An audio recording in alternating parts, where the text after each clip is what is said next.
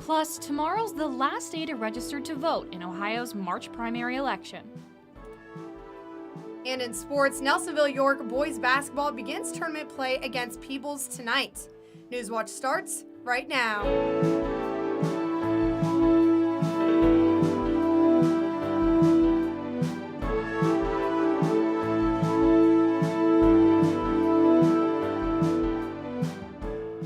Good evening, I'm Haley Swano. And I'm Reese Thompson. Welcome to Newswatch. Athens City Council is expected to vote on a resolution calling for a ceasefire in Gaza. That's right, and joining us live with the latest from Athens City Hall is Newswatch reporter Jack Green. Jack? Haley and Reese, just moments ago we got out here and it may be cold outside, but there are a number of supporters who are in support of this resolution and want council to pass it tonight. I'm going to step out of my way here so that you guys can get a better look, but as you can see, we have a number of supporters who are out here gathered. Now the council meeting doesn't start for about another 30 minutes, but people are out here showing their support at a visual with candles and flags, and right now they are singing. I've heard chants about asking council to pass this resolution, along with calling out leaders such as Senator Sherrod Brown and President Biden. Now, this is a continuation of the number of residents who are continuing to show their support for a resolution urging state and federal officials to call on a ceasefire between Hamas and Israel, as well as an ending to U.S. funding of the war. If it passes, Athens would join a number of other cities in Ohio passing similar resolutions. A legal opinion issued by the Assistant Law Director cautioned against passing the resolution, saying resolutions should be focused on local issues. Council members seem to agree, some even saying this resolution would do more harm than good. Supporters of the resolution disagree, who say they believe the war is taking much needed aid away from Southeast Ohio and putting it towards violence instead. Along with voting on the resolution, the council is also expected to vote on 2 other ordinances moving funds to help for medical bills in the city. City Auditor Kathy Hex says the city's medical fund ended 2023 with negative balance of $193,000. This is because of a larger number of catastrophic claims. The plan is to help the fund become solvent again by changing where the city's tax money is going, along with appropriating $300,000 to the fund. Head to WOUB.org or tune into Newswatch tomorrow for the latest from City Hall tonight. Reporting for Newswatch, I'm Jack Green, live at Athens City Hall. Thanks, Jack. Nelsonville City's council president resigned and rescinded her resignation this past weekend. Council President Rita Wynn announced her resignation as president and as a council member to the council on Saturday afternoon in an email. Less than 15 hours later, Wynn rescinded her resignation in another email to council. The previous council president, Greg Smith, resigned as president on January 22nd. Last Monday, he resigned from council completely. Those interested in filling Smith's seat have until the 21st to submit their letter of interest to council. Well, the League of Women Voters of Athens County is hosting a candidate forum for the Athens County Treasurer Democratic primary. Tomorrow, the public is invited to attend and pose questions for the candidates. Both candidates, Beth Clodfelter and Taylor Sappington, will be present at the forum.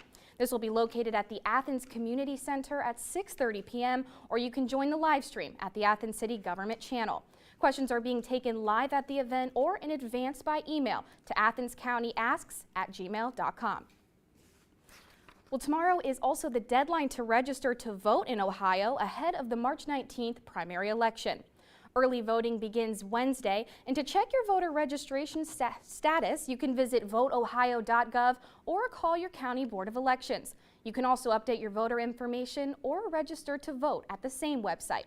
Voters will decide on the presidential primary race as well as primary races for the U.S. Senate, U.S. Congress, Ohio House, Ohio Senate, and the Ohio Supreme Court. Numerous county races and local issues will be on the ballot as well. For those wishing to request one, absentee ballot applications must be received by Board of Elections by 8:30 p.m. on March 12th.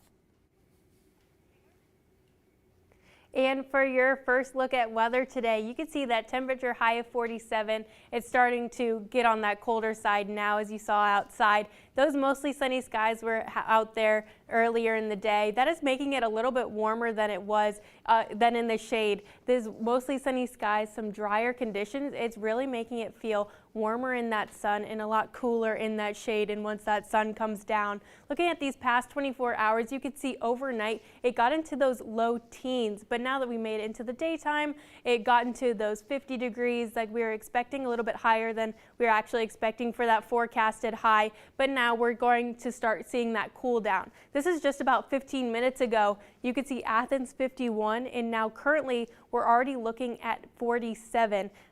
Once we're into these later into the February month, once we get past about 5, 6 o'clock, that is whenever temperatures are really going to start to see that downfall. And tonight, we're going to be seeing temperatures dip down to 21 degrees. Looking at this regional outlook, you could see those clear skies that we've been experiencing today is going to be continuing into the week, and that's really what I'm going to be getting into later into my forecast of how we're going to be seeing some clear skies before we're hit with a little bit of rain showers later in the week. Let's take it back to Reese. Thanks, Isabel. In northern Athens County, Trimble High School's Student Council has a creative way to boost parent attendance for parent-teacher conferences. Their solution is offering free child care services through student caretakers. School officials believe parents don't attend conferences because they are either too busy with work or kids. So the new service gives busy parents a better opportunity to attend. So far, only a few parents have utilized this service, but the Student Council hopes to draw more parents in the future as word spreads. Changes might be made to the 2024-25 Ohio hunting and trapping seasons. Members of the Ohio Wildlife Council are hosting a hearing on March 20th to discuss proposed changes. Among the proposals are changes to deer hunting hours and archery, reduced grouse hunting season, and reclassified otter trapping zones. ODNR says those who wish to comment on Division of Wildlife proposals can do so online at wildohio.gov before March 13th. The council will vote on the changes April 10th. Coming up, how the lack of progress over aid to Ukraine is impacting the U.S. Army's budget. And health experts say teens are not getting enough sleep. Clear skies for these next couple days and how some of this California rain is going to be coming our way next on Newswatch.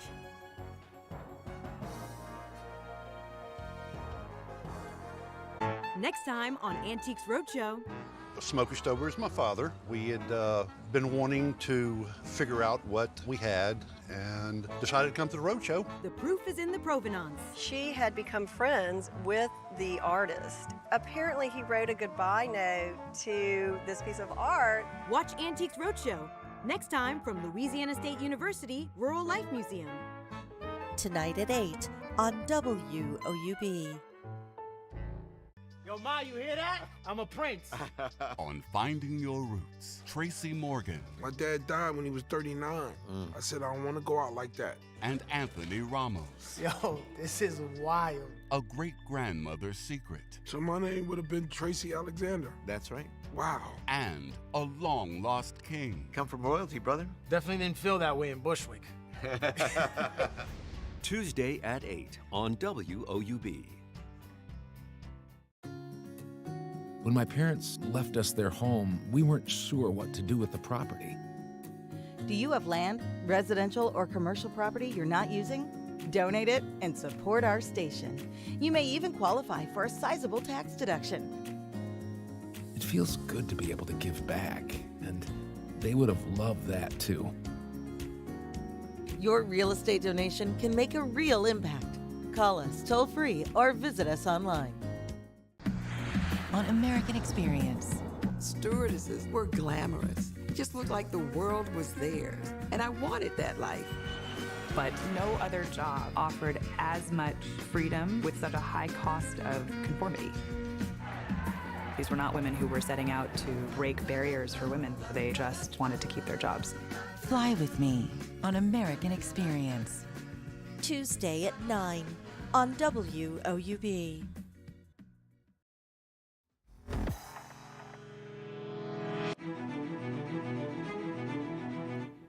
The U.S. Army has spent hundreds of millions of dollars to support Ukraine's war effort against Russia over the last few months.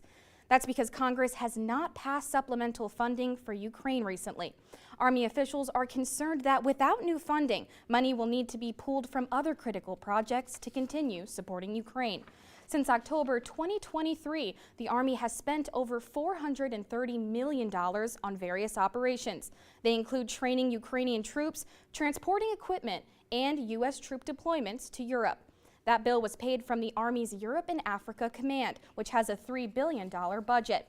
A senior Army official says without a 2024 budget approved by Congress and without more funding specifically for Ukraine, the command will spend that whole budget and still be $2 billion short. Now, with that being said, Ukraine is running low on weapons and munitions as it continues to defend its country from the Russian invasion. One reason is the lack of supplies, Congress's inability to pass an aid package. And this comes as the Kremlin recently overtook a key city in Donetsk from Ukraine. John Lawrence reports. President Joe Biden says the U.S. can't turn its back on Ukraine and its war against Russia. And the idea that now, when they're running out of ammunition, we walk away, I find it absurd. I find it unethical. The Senate passed a $95 billion foreign aid bill last week, with $60 billion earmarked for Ukraine. We are counting on this positive decision of the Congress. For us, this package is vital. Senate Majority Leader Chuck Schumer released a statement Sunday demanding that House Speaker Mike Johnson and House Republicans pass the funding bill following the death of Russian opposition leader Alexei Navalny. We must show Putin that he must pay a price for the death of Navalny. And the best price the U.S. can make Putin pay is to give Ukraine the help they need to fend off Putin's evil aggressions. Johnson and others in the GOP have issues with the bill, saying it lacks provisions for migrants trying to enter the U.S. The number one national security issue facing America today is our insecure, unsafe, and wide open southern border. Schumer posting on social media, the bill is, quote, sitting on Speaker Johnson's desk while Putin waits to see if the U.S. will act. I'm John Lawrence reporting. The House of Representatives is in recess until the end of the month. President Biden blasted House lawmakers, calling their 2-week vacation, quote, outrageous. With less than a week until the South Carolina Republican primary, the state's former governor, Nikki Haley, is looking to make a dent in former President Donald Trump's lead. But Trump has secured several key endorsements in Haley's home state, a sign of his commanding presence on top of the party. Washington correspondent Julia Benbrook has more.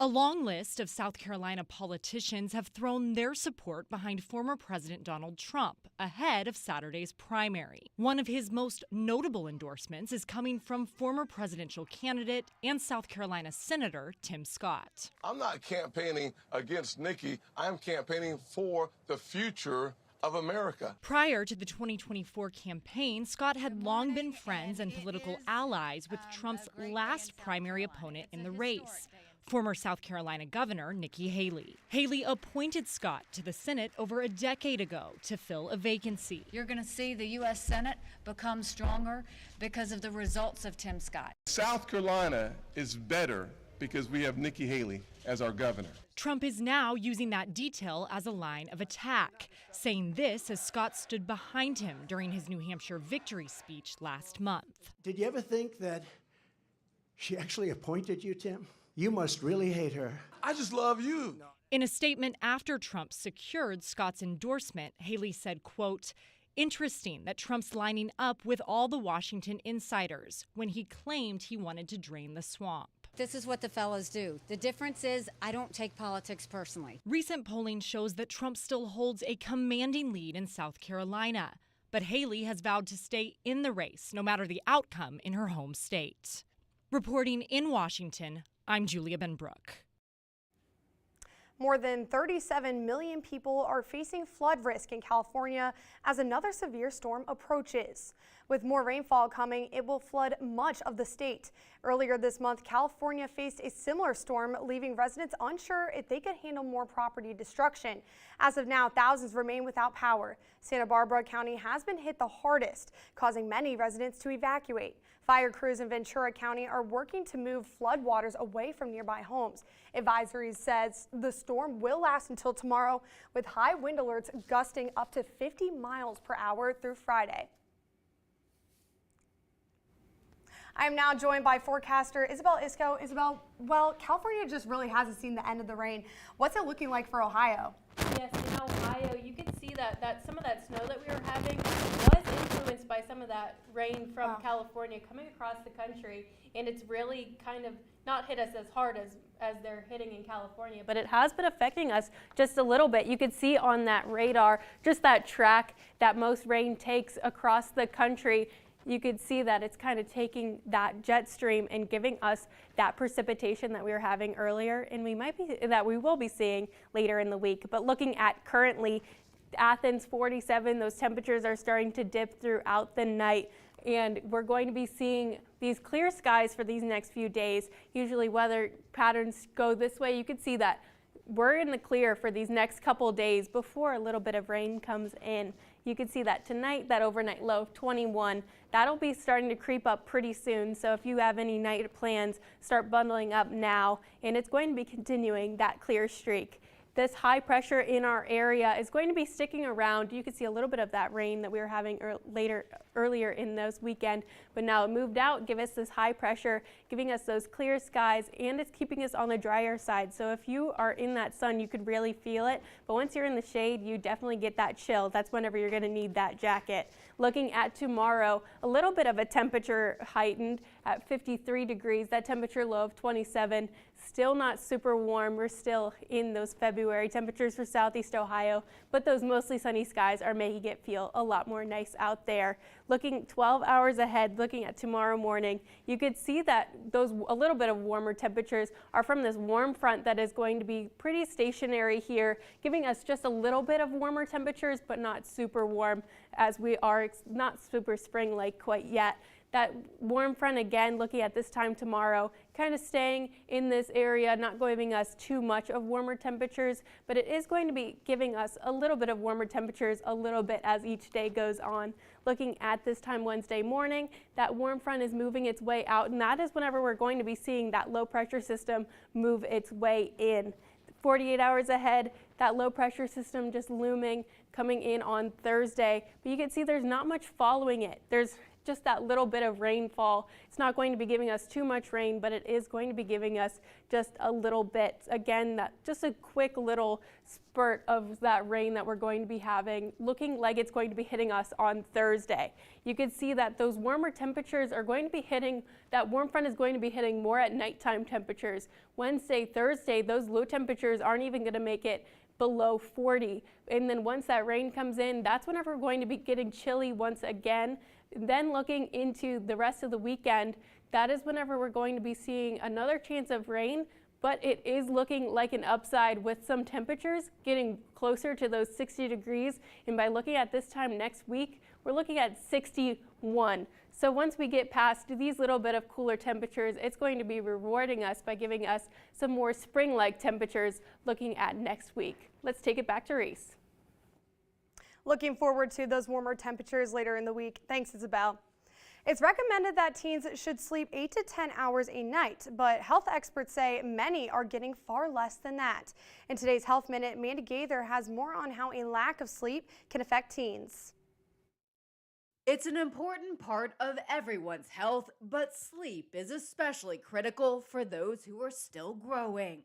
A lot of the important functions that they're developing, including executive functioning, decision-making, emotion regulation, impulse control, those skills are all developing during sleep. The CDC says youth who don't get enough sleep have a higher risk of obesity, diabetes, injuries, poor mental health, and problems with attention and behavior. It also is that our growth hormone is released during sleep, so our adolescents are literally growing during sleep. Lisa Meltzer is a pediatric sleep specialist with National Jewish Health. She says for many teens, a big barrier to sleep is social media. Recently, Meta introduced a nighttime nudge on Instagram that encourages teen users to stop scrolling late at night. This is useful because teens can't turn the nudges off. They can't ignore them, but at least they pop up and give teens a sense that it's getting late and perhaps it's time to wind down, turn the technology off. Parents also play a role in helping teens prioritize sleep. Meltzer says bedtime routines are important. Have them go to bed and get up at roughly the same times every day. even on weekends. She says not to stay up too late or sleep in more than 2 hours. Even though it feels like they need that sleep, it's going to set their circadian rhythm off, and that's going to make it harder for them to fall asleep come Sunday night. For Health Minute, I'm Mandy Gaither. Meltzer suggests to read a book, take a shower, or meditate before going to bed. Find something that distinguishes night from day and allows you to fully relax and wind down.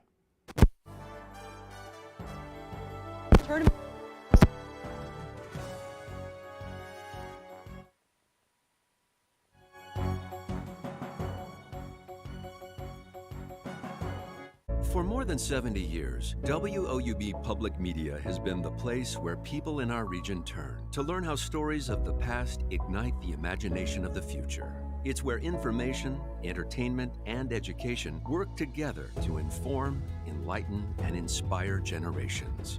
It's the place where the community gathers to hear and see our world in new and innovative ways. WOUB, the public media you trust that's worthy of your support. What inspired you to start the 19? You know, people of color and women and LGBTQ folks, people on the margins. That's what I wanted to cover. We're trying to disrupt the news industry. We're really centering the communities that we're trying to serve.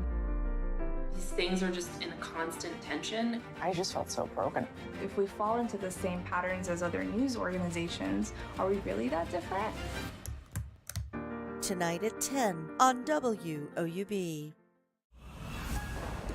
Russians have entered the city. The war has begun, and we have to tell its story.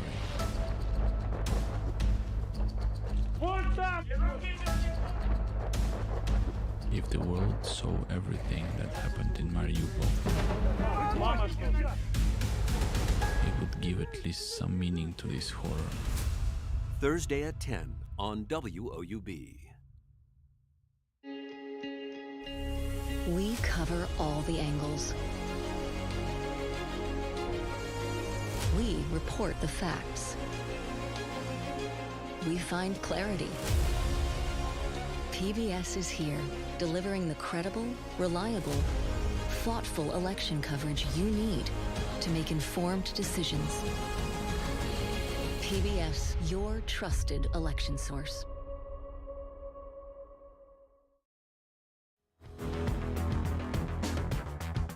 Welcome back, everyone. I'm Maria Manessi with sports. High school basketball tournament play continues tonight as 15 seed Nelsonville York hosts 18 seed Peebles. The Buckeyes finished the season with a 14-8 record and went 7-5 in the TVC Ohio. As for Peebles, it finished with a 9-13 record, including going 5-9 in conference play. Tip-off is scheduled for 7 p.m. tonight. Moving to the college level, Ohio men's basketball dropped a close battle 85-83 against Toledo on Friday. The Bobcats shot 47% from the field and 48% from beyond the arc. They were led by A.J. Clayton, who finished with 22 points and 5 assists. As for the Rockets, they shot 48% from the field and out-rebounded the Bobcats 40-29. As for Ohio women's basketball, it had a tall task on Saturday, welcoming Ball State to the combo. The Bobcats looked for revenge from their previous 97-66 loss to the Cardinals on the road on February 3rd. Ohio was hot out of the gate, playing one of its best halves this season and held a 40-31 lead into the locker room. But the Cardinals fought back and proved to be too much in the second half, handing the Bobcats a 75-60 loss. Kennedy Watkins led the Bobcats with 21 points and 4 rebounds. Moving to the Diamond, Ohio baseball's Gideon Ansel earned Mid-American Conference Player of the Week honors following its performances in its series with Lipscomb over the weekend. Ansel went 11 for 15 from the plate during the series, including 3 doubles, 2 home runs, 4 runs scored, and 4 RBIs. Ohio went 2-1 on the weekend and will return to action for a 3-game series with Campbell this weekend. As for Ohio softball, it went 5-0 at the Spiro Classic in North Carolina over the weekend. The undefeated trip for the Bobcats included 2 wins against University of North Carolina at Greensboro, 2 against Sacred Heart, and 1 against Drexel. Ohio is off to a 6-4 start to the season and will travel to Chattanooga, Tennessee for the Front Classic this weekend. Ohio hockey wrapped up its regular season with senior night on Saturday against Drexel at Bird Arena. Laker Aldridge kicked off the scoring for the game with the first of 2 goals in the second period. The Bobcats held a 4-1 lead at the end of the second, and that energy carried throughout the rest of the game, where Ohio found the back of the net 2 more times en route to a 6-1 victory. Ohio now looks ahead to the ACHA National Tournament, which begins on March 7th. And that's all for sports. Back to you, Haley. Thanks, Maria. Still ahead, a story linking the histories of 2 American presidents comes out just in time for President's Day. But first, here's a look at what's coming up tonight on your public television station. Hardwood Heroes is back, and season 14 is upon us. We have you covered for all of your high school basketball needs. Follow along as we break down both TVC Ohio and Hawking throughout their seasons. Make sure to stay up to date with our midweek content on the Full Court Press. Follow us on Instagram, Twitter, Facebook, and of course, woub.org/heroes. Tune in right here on Sunday nights at 11 p.m. and again Mondays at 6 p.m. For all of us here at Hardwood Heroes, we're reminding you to be heroic. Sometimes we have to look that monster right in the face. Show we're not afraid of it anymore. Love is the best thing we have. It's the only thing we have. No more secrets. I just want to be right here in this moment with you. I trust nothing untoward has occurred. Right things ahead, darling. Brightness and joy. Those that underestimate us should do so at their own peril. And if they do, so bloody what? Open your eyes. Action!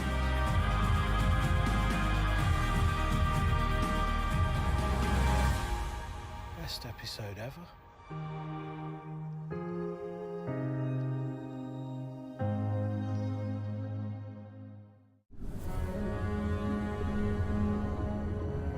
There's this extraterrestrial quality to sperm whales. It's a world that we know nothing about. There was one whale that came a bit closer. She was so interested and so curious. I think she's gonna take me into her world. Wednesday at 8 on WOUB.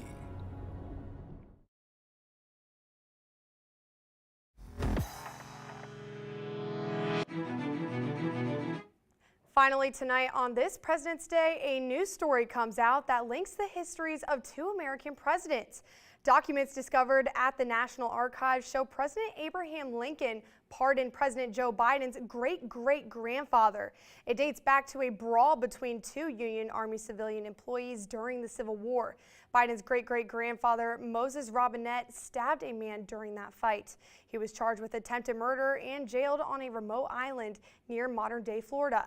But 3 Army officers petitioned Lincoln to overturn his conviction, writing Robinette's sentence was unduly harsh for defending himself. Lincoln pardoned Robinette shortly thereafter, and he was freed from prison. Looking at that final President's Day weather, currently out there 47 degrees, those clear skies that we've been experiencing. And once we get into tonight, that overnight low of 21 is really going to be hitting, with those clear skies continuing tomorrow with that temperature high of 53 and that temperature low of 27. Looking at this next 3 days, we're going to be seeing some rain looking at Thursday and a little bit of warmer temperatures before we start getting a little bit cooler looking at Friday and Saturday. But once we're looking at Sunday and Monday, yes, there is that chance of rain, but they're looking a lot warmer into next week. Well, that does it for our broadcast this evening. Thanks for watching. For Isabel Isco and Maria Manesi, I'm Haley Sueno. And I'm Reese Thompson. Have a great night.